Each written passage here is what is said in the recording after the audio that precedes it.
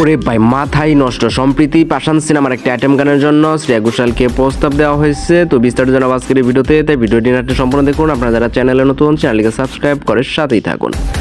সম্প্রতি মেগাস্টার সাকিব খান আরও একটি নতুন সিনেমা বাজারে আসতে যাচ্ছে। এই সিনেমার আইটেম গানের জন্য বেশ কিছু নায়িকাকে সিলেক্ট করা হলেও এর মধ্যে প্রথমেই নাম উঠে এসেছে শ্রেয়া ঘোষালের।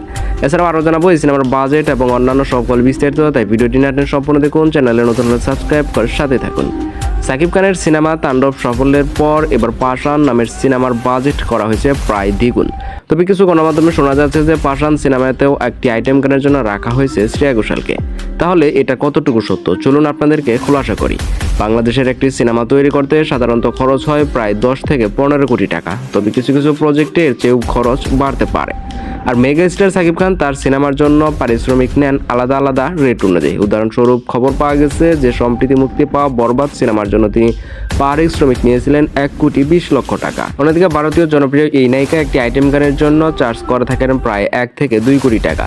প্রিয় ভিউয়ার্স, আপনার কি মনে হয় 1-1.5 কোটি টাকা ইনভেস্ট করে কি একটি আইটেম গানের জন্য এই নায়িকাকে আনা উচিত হবে কিনা? প্রিয় ভিউয়ার্স, আপনি পাশান সিনেমার জন্য কতটা উত্তেজিত সেটা কমেন্টে জানিয়ে দিন। আর নিত্য নতুন আপডেট পেতে চ্যানেলটিকে সাবস্ক্রাইব করে সাথে থাকুন।